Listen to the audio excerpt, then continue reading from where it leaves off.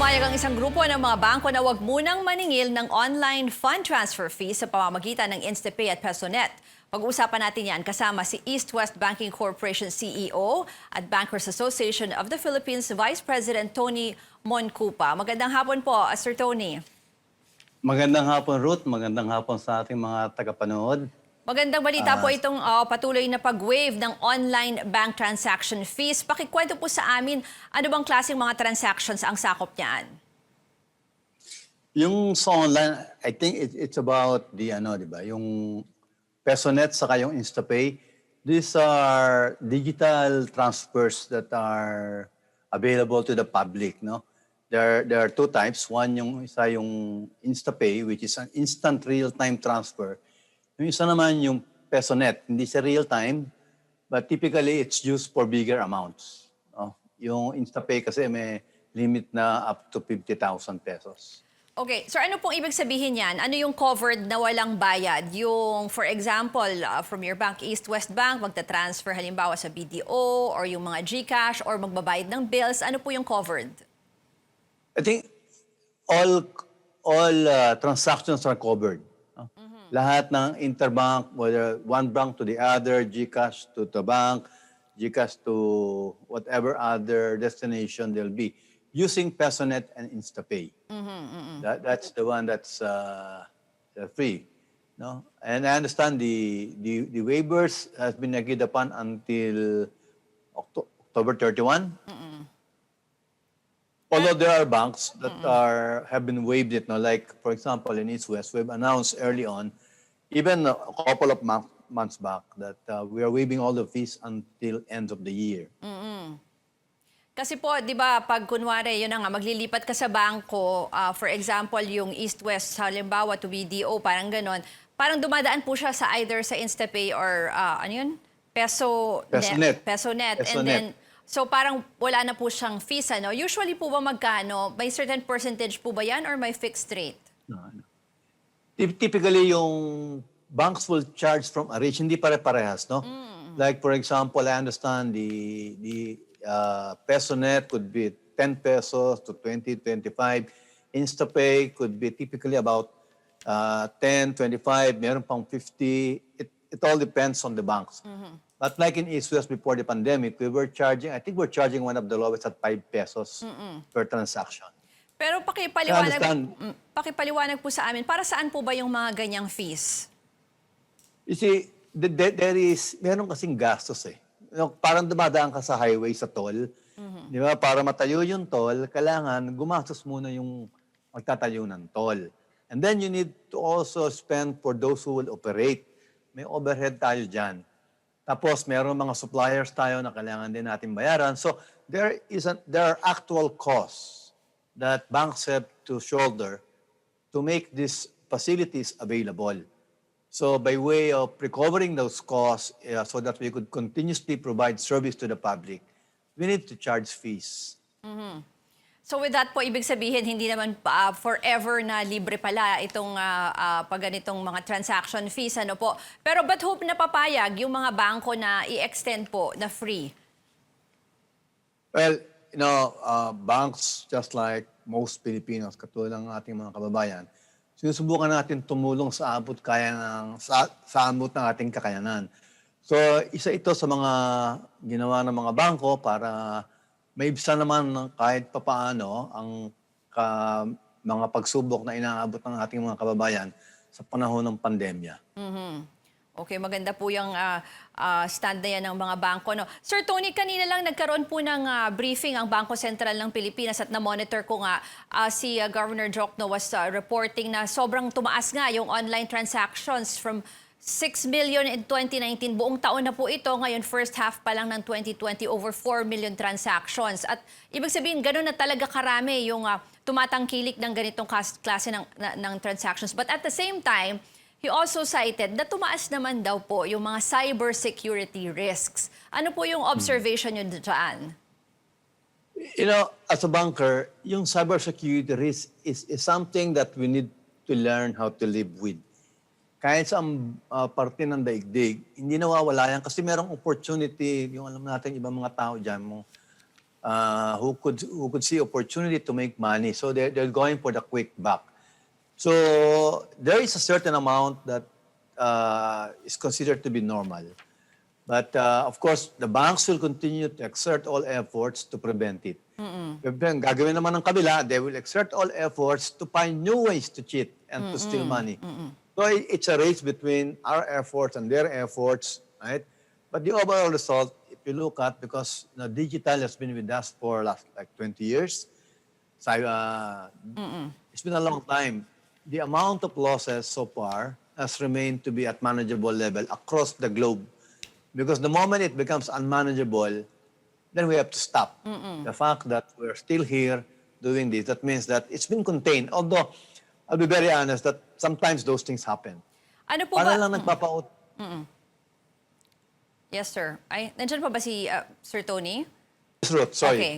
Yes, sir. Sir, ang gusto ko lang tanong, ano po ba yung nakikita niyong common ngayon na mga online bank fraud or yung mga scam? Yeah, parehas, no? Meron mga common bank fraud ito. They will try to steal your identity. Tapos, swipe nila yung card mo o kaya kukunin nila yung password mo, magka-transaction sila. That's one. Meron naman iba naman yung mga fraud naman. Kunyari, they'll offer you something, they'll sell you something pero wala naman di-deliver. Those are more or less the common thread that we see.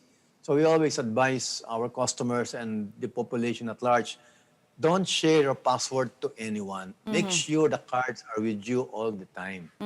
Because otherwise, para mas maprotektahan natin ang ating mga sarili. Yun nga kasi minsan, di ba, nakakatanggap lang ng text or email yung publiko na kailangan daw kunwari yung account number and other details. Ako medyo muntik na ako mabiktima yung tinatawag sir nila na phishing kasi kamukhang-kamukha nung website or nung email nung bangko yung na-receive ko eh. So, akala ko yun talaga yung bangko ko who's trying to get in touch with me.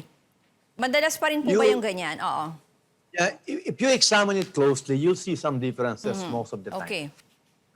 But one thing is sure, no bank will ask for your password in that instance. We don't do that. And I know all the banks don't do that. So pag naghingi na ng password yan, medyo taas na ating konting radar, taas na radar natin, no? Para maiwasan natin yung mga panloloko na susubukan nilang gawin. Pero sir, pag ganyan po ba, pag ganyan po ba, kunwari, may nagkabali sa paggamit sa online transaction, na nabawasan yung pera na hindi naman inaasahan, or baka nanakaw pa mismo yung pera as in hindi talaga niya tinransact, is there a way na marirecover yan? Ano pong pwedeng gawin ng publiko sa mga ganyang instances? I would say there are two broad categories. Pag ang culprit dahil sa ating kababayaan, siguro naman hindi makatarungan bayaran yun ng bangko. Pero the moment the problem is with the banks, the banks won't hesitate to reimburse you.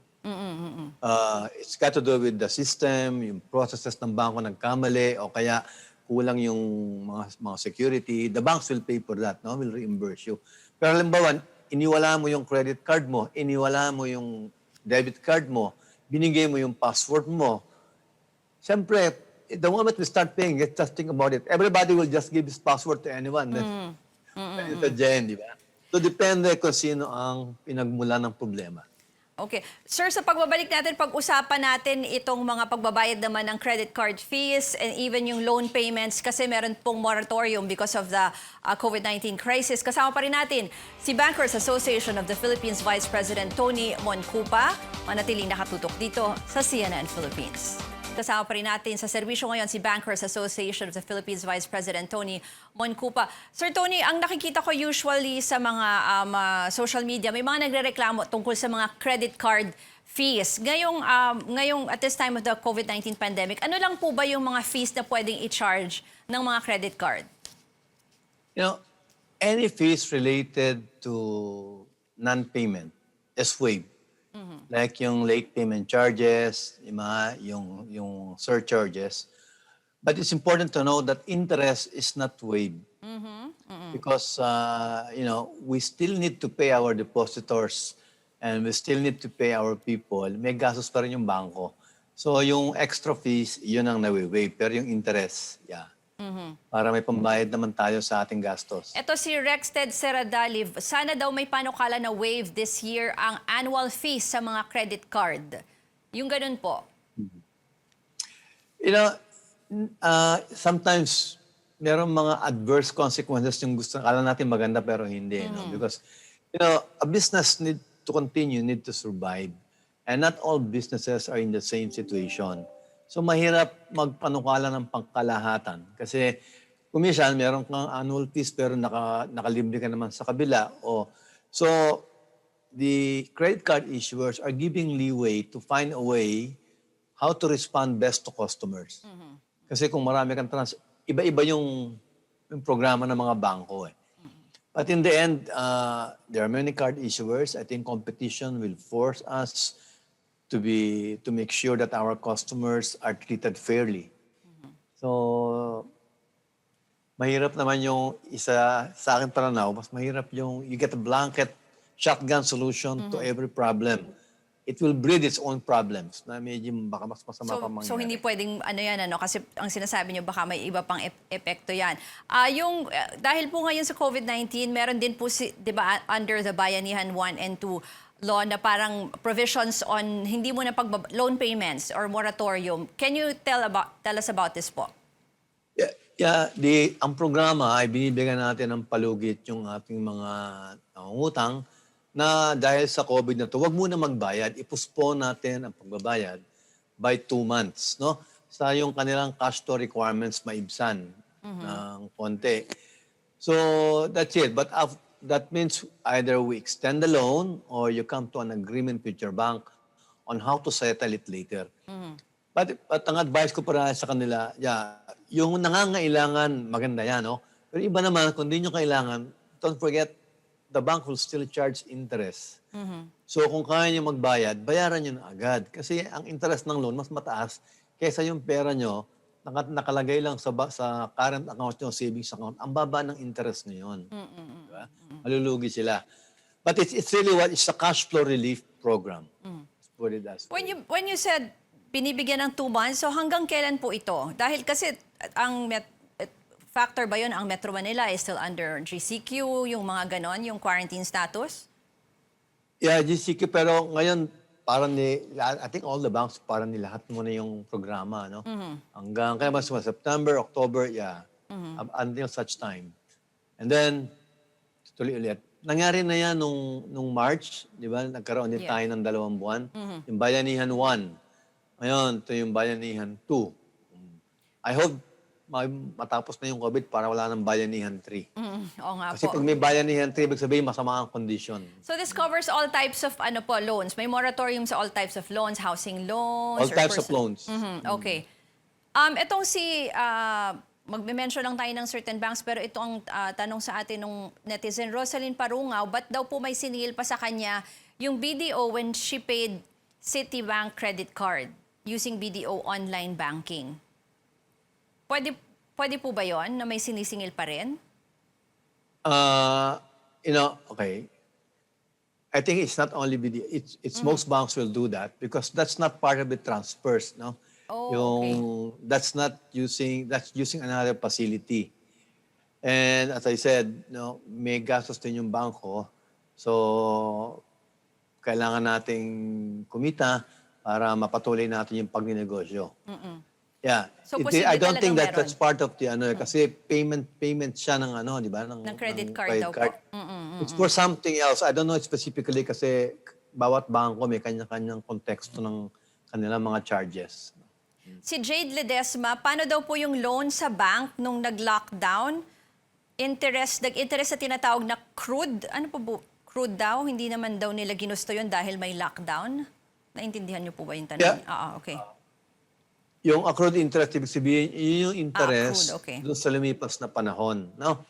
Yeah, wala naman may kagustuhan ng lahat ng ito. But, if you didn't want to have interest, dapat lang.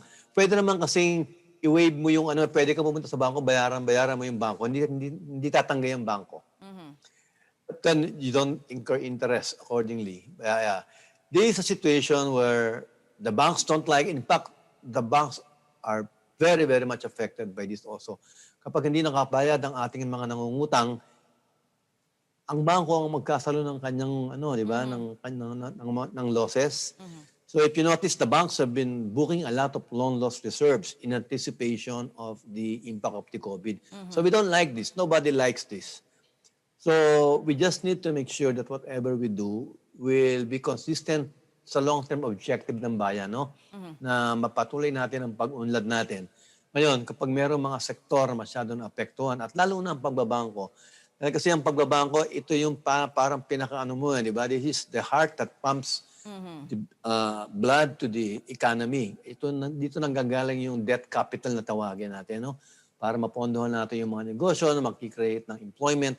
Okay. So it's also important that we protect it. But as I said earlier, pag hindi kami nag-chart ng interest, paano natin babayaran yung ating mga depositor? Sir, okay. Paano Sir, natin babayaran yung ating mga empleyado, mga suppliers, and all the items that are dependent on the banks likewise? okay, sir, last question na po ito, Ronnie San Luis. Yung mga nag-bounce ba na check ng ECQ, obligado nang magbayad?